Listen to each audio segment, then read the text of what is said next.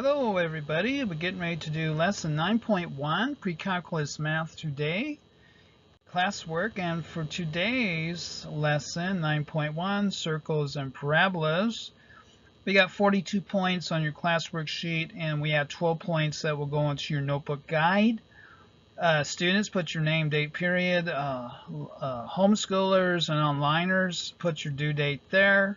And then we go right into our bell work for today's bell work, teachers and students. Our bell work today is use a graphing calculator to approximate any relative min and max values of these functions here. So use your graphing calculator, students, to find your mins and maxes for these functions here. Teachers, give your students about 4 minutes. See you in 4. Okay, welcome back everybody. Hopefully everybody's done.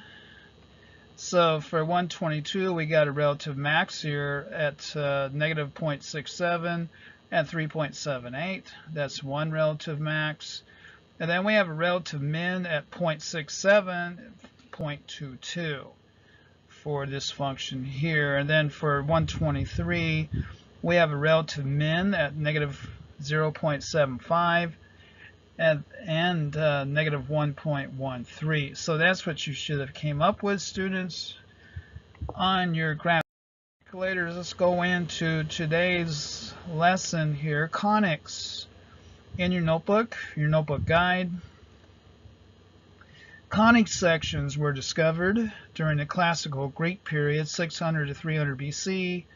The early Greek studies were largely concerned with the geometric properties of conics.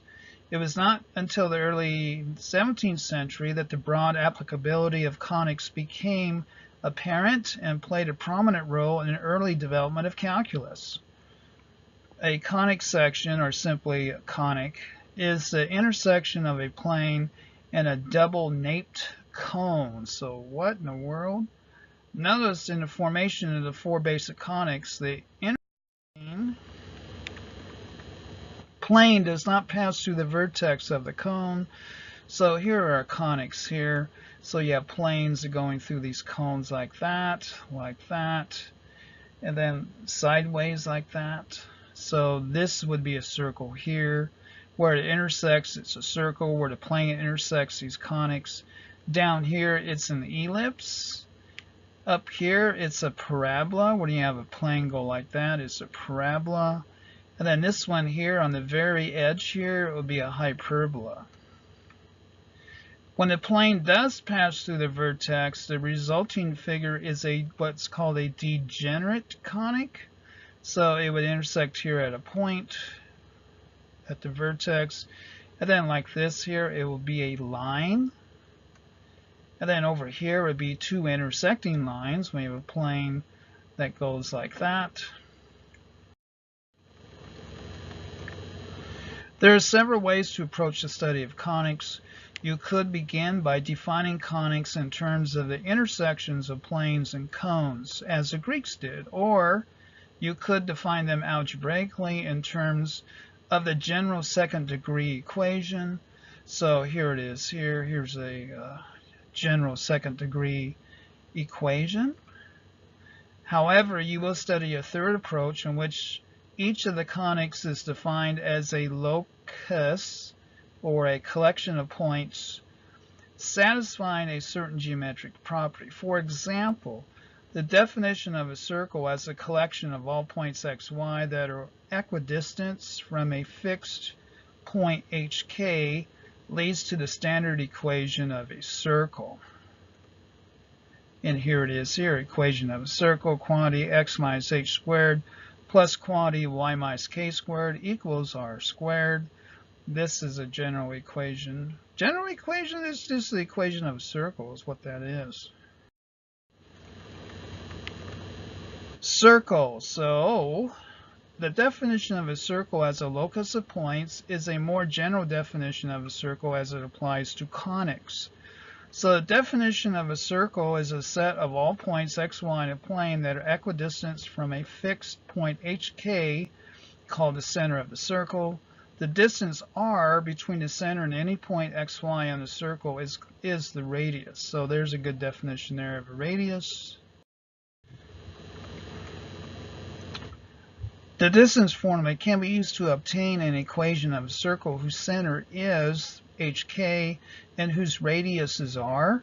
So our r is here. Well, this is how we would figure our radius here from the center, which is at h and then k and then x and y.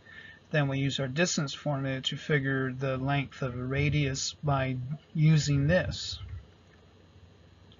And then when we figure that out, when we go to solve this, we square both sides. We end up with x minus h squared plus y minus k squared. And this leads to the standard form of the equation of a circle. The standard form of the equation of a circle is x minus h squared plus y minus k squared equals r squared. So there's your standard form of the equation of a circle.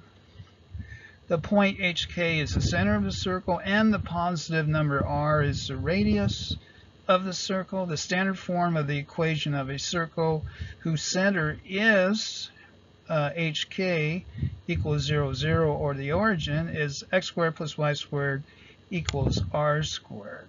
So that's your standard form when your center is at the origin. So let's try an example of this now. Finding the standard equation of a circle. The point 1, 4 here is on a circle whose center is at -2, -3, which is there. There's your hk there. Write the standard form of the equation of the circle. Okay, so let's write the equation of the circle. The radius of the circle is the distance between -2, -3, and 1, 4. So that would be this distance here. So to do that, we'll use our distance formula here, and we'll plug in our values from up here. 1 minus the negative of 2 squared plus 4 minus -3 squared. And then we take the square root of that sum. This becomes 3 squared plus 7 squared underneath here. Then when we do that,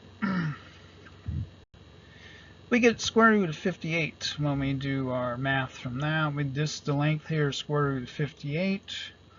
The equation of the circle hk is -2, -3, and radius, the square root of 58, is x minus h squared plus y minus k squared equals r squared. There's our standard form. And then we plug in our values here of our known. And we have this is known, this known, this known. And once we do that, we come up with here. Here's our equation for this circle here. So now we know that. Let's try one here. Find the standard form of the equation of the circle with the given characteristics. Center's at 3, 7. And then we have a point on the circle 1, 0. So to come up with that, we need to find a radius. So we use our distance formula here. We plug in here our values into our distance formula, 1 and 0. We solve for that, and we get square root of 53 would be our radius. So once we know that, we plug that into our equation here of a circle, and then we plug in our values, and we come up with this as our equation of this circle up here. Okay, so be careful when you are finding h and k from the standard equation of a circle. For instance, to find the correct h and k from the equation of a circle, in example 1, rewrite the quantities x plus 2 squared and y plus 3 squared using subtraction. So x plus 2 squared would actually be x minus the -2. That would give our positive here, the negative and negative. So in this case, h would be -2. And then y plus 3 squared would be y minus the -3 squared. Would be, in this case, it was to make this negative. So k would equal -3. Okay, so sketching a circle. Sketch the circle given by the equation. So here's our equation here. So how do we sketch that thing? And identify its center and radius. So begin by writing the equation in standard form. So we go from that into standard form here, write our original. We basically just rewrite that.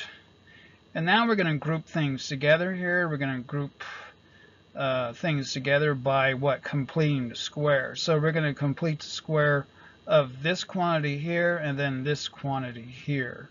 We're going to move this over there and then complete these squares up here. And then we get this. So now when we do that, we have two trinomials on this side, and then we have a bunch of constants over here. Once we have that, we can write again, we can simplify and write it in standard form. X minus 3 squared plus y minus 1 squared equals 4. In this form, you can see that the graph is a circle whose center is at 3, 1. So 3, 1. And whose radius, it would be the square root of 4, will be 2. Plot several points that are 2 units from the center. The points 5, 1, 3, 3, 1, 1, and then 3, negative 1 are convenient. So once we do that, then you just draw a circle that passes through the 4 points. And there is your circle, derived from that original expression, from this expression here. Okay, so sketch the circle, identify its center and radius. Here's our expression here. Students, this is yours. Pay attention. So we have that. And then, wow, here is your circle here. Sketch circle. So how do we get that circle? So here's our original. And then we group like terms, and then we complete the square. And then we add what we have added over on this side, over here. We simplify. And then we end up with this here, x plus 2 squared, y plus 2 squared equals 9. And then our center would be at negative 2, negative 2. And then our radius here, square root of 9, would be 3. And then there is your circle. There's your sketch for this expression there. Okay, so finding the intercepts of a circle. Find the x and y intercepts of the graph of the circle given by this equation here. So to find any x-intercept, let y equal 0. So we let y equal 0. To find any y-intercepts, let x equal 0. So we alternate our zeros there. So our x-intercepts would be equal 16. Then we just go ahead and we solve for x here. X minus 4 squared equals 12. Then we take plus or minus square root of 12. This goes away. X minus 4 plus or minus radical 12. And we come up with this solution here for our x-intercepts. Add 4 to each side. Okay, that was clear cut. So our y-intercepts now, we substitute 0 for x. Then we do the same thing here. We got to solve for y. So when we do that, we end up with this. Y minus 2 equals 0. Y would equal 2. So add 2 to each side. And then once we do that, we have a pretty good idea where our y-intercept is over here. Then here's our two x-intercepts there. So that would be how you would do that. So let's try one for find the x and y-intercepts of the graph of the circle. Here's our graph of the circle. So what we do first is we find our y-intercepts. We substitute 0 for x. We solve for y. We come up with negative 3 plus or minus radical 5 is our first y-intercept. And then our x-intercept, again, we substitute 0 for y. We solve for x. And we get x equals 2. That would be our intercepts from this equation of a circle. And that is 9.1 part 1, pre-calculus math. If you need any materials, email me, animatedpowerpointmathvideo@aol.com. Thank you very much.